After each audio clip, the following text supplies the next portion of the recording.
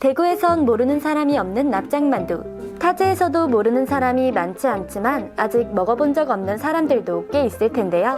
쩝쩝박사 스토리, 오늘은 납작만두 이야기입니다.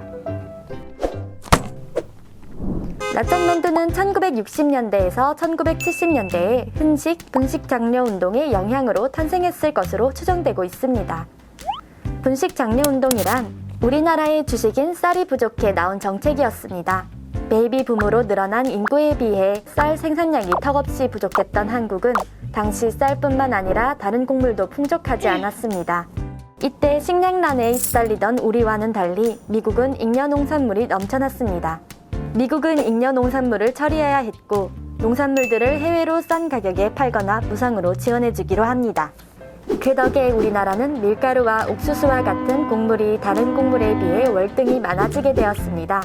이 운동은 문자 그대로의 기록상에는 장려운동으로 남아있지만 사실상 군사정권 시절의 정부 정책이었으므로 꽤나 반강제적인 방법이 다수 동원되었습니다. 1969년부터 1977년까지 매주 수요일과 토요일에는 쌀로 만든 음식을 판매할 수 없도록 하고 그날을 쌀이 없는 날이라 하며 무미일이라고 불렀습니다. 또한 국밥이나 설렁탕 등에는 일정 비율로 밀가루 국수를 반드시 넣도록 규제했습니다. 현재에도 몇몇 국밥집에 국밥을 시키면 국수가 말아져 나오는 것은 대부분 이 시대의 잔재일 확률이 높습니다. 사복 입은 단속 요원이 불식 업문을 돌아 단속을 해대는 통에 업주들은 두려워했으며 무미일을 지키지 않다가 적발되면 해당 식당에는 1개월에서 6개월 동안 영업정지 처분을 내리는 등 꽤나 강력하게 시행했던 정책이었습니다. 신고 포상금까지 걸려 업주 입장에서는 도저히 무미일을 지키지 않을 수가 없었죠. 뿐만 아니라 이 시절에는 애주가들의 황금기라 부를 수 있을 만큼 쌀로 술을 집에서 제조해 자급자족하던 시절이었는데 이마저도 금지되었습니다. 이런 운동을 가장한 탄압이 있기 전에는 쌀과 누룩을 이용해 술을 제조해 먹는 가정집이 많았는데 말이죠.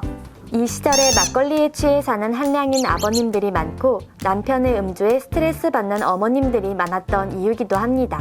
쌀 소비량을 줄이기 위한 노력은 이런 규제만으로 그치지 않았습니다.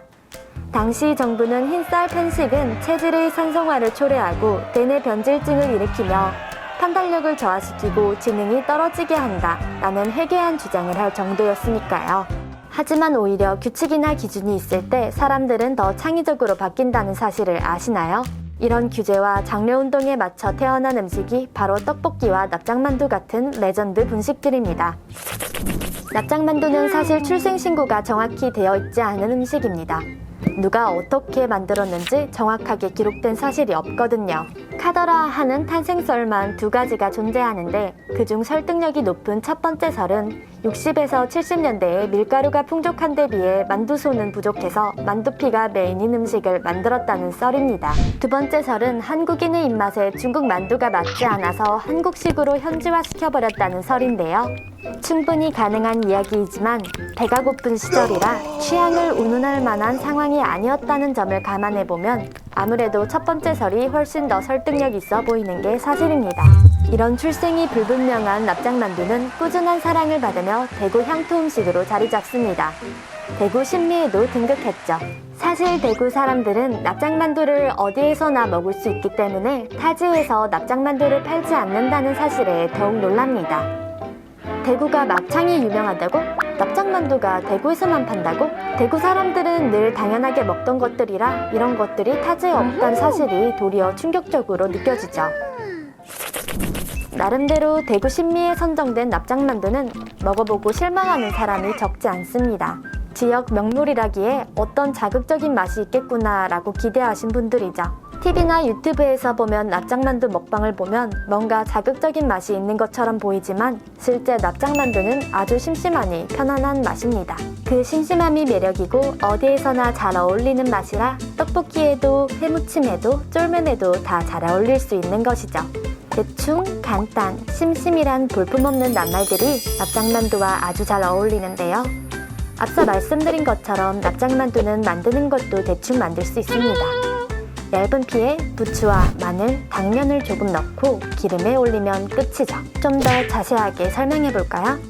납작만두는 밀가루와 소금, 달걀, 물, 식용유를 넣어 반죽한 뒤 1시간가량 숙성시킵니다. 숙성된 반죽을 꺼내 밀대로 밀어 12에서 15cm 크기로 만두피를 만듭니다. 당면은 물에 불린 뒤 삶아서 물기를 제거한 후 잘게 자르고 부추도 깨끗이 씻어 잘게 자릅니다. 당면과 부추에 다진 마늘, 간장, 소금 등을 섞어 속을 만드는데 만두피에 속을 조금만 올린 뒤 가장자리에 물을 묻혀서 납작한 모양으로 빚어줍니다. 냄비에 물을 끓이고 납작만두를 넣어 살짝 데쳐줍니다. 그 다음 팬에 기름을 넉넉히 두른 뒤 데친 납작만두를 올려 앞뒤로 노릇노릇하게 구워줍니다. 파는 잘게 썰어 간장 위에 띄워주면 됩니다. 그리고 파와 간장을 뿌려 먹던지 쫄면과 먹던지 그냥 먹고 싶은 것과 같이 먹으면 됩니다. 쉽다 얘기했는데 직접 만들기는 쉽지 않아 보이네요. 사 먹읍시다 그냥. 대구엔 널린 게 납작만두니까요. 단일 메뉴 같은 납작만두도 사실 종류를 나눌 수 있습니다.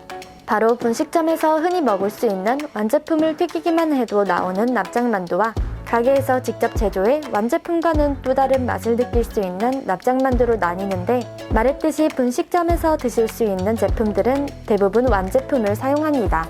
직접 만드는 곳에서는 아주 얇은 납작만두를 경험하실 수 있는데요. 대구에 관광을 하러 오셨다면 분식점이 아니라 납작만두 전문점을 찾아가셔서 경험해보시는 것을 추천드립니다. 대구의 3대 납작만두 명소로는 교동 먹자골목의 교동 납작만두와 미성당 남문시장의 남문 납작만두가 있습니다. 세 곳 모두 각기 다른 피의 두께와 풍미가 있으므로 기회가 되시면 모두 경험해보시고 납작만두의 참맛을 느껴보시길 바랍니다. 볼품없는 낱말들이 납작만두와 아주 잘 어울리는데요. 그런 허전함이 모자람이 되지 않는 대구의 납작만두 꼭 한번 드셔보시길 바랍니다.